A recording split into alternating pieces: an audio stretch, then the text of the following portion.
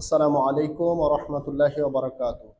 যে যেখান থেকে ভিডিওটা দেখছেন অবশ্যই শেয়ার করে দেবেন। ইনশাআল্লাহ গুরুত্বপূর্ণ কিছু দোয়ার কথা বলবো। সবারই কাজে আসতে পারে এবং গুরুত্বপূর্ণ দোয়া যেগুলো আমাদের প্রতিনিয়ত করা দরকার। আল্লাহ রাসূল সাল্লাল্লাহু আলাইহি সাল্লাম বলেন, আমার উম্মতেরা যেন চারটা জিনিস থেকে পানা না চেয়ে নামাজের মধ্যে থেকে সালাম না ফিরায়। আল্লাহুম্মা ইন্নী আউযু বিকা আযাবিল কবর ونعوذ بك عذاب النار ونعوذ بك محيا ممات ونعوذ بك فتنة المسيح الدجال। আল্লাহ, আপনি কবর আযাব থেকে আমাদেরকে বাঁচান। আল্লাহ, আমাদেরকে জাহান্নামের আযাব থেকে বাঁচান। হে আল্লাহ, আমাদেরকে জীবন মরণ ফিতনা থেকে বাঁচান। হে আল্লাহ, আমাদেরকে দাজ্জালের ফিতনা হতে হেফাজত করুন।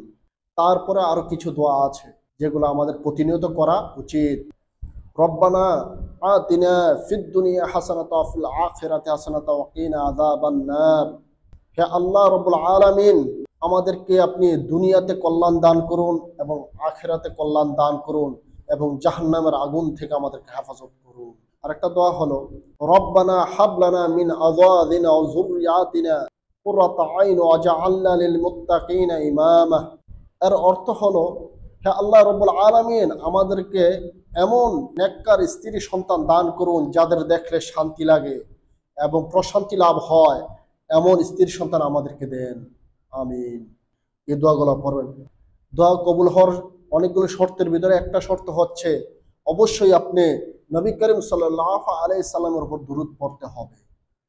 ধরেন দুরূদ ছোট করে যদি পড়ি সাল্লাল্লাহু আলাইহি সাল্লাম, দুরূদ পড়তে হবে। ভিডিওটা ভালো লাগলে অবশ্যই শেয়ার করে দেবেন এবং অন্য ভাইকে শেয়ার করে জানিয়ে দেবেন, সওয়াব হবে। আসসালামু আলাইকুম ওয়া রাহমাতুল্লাহি ওয়া বারাকাতুহু।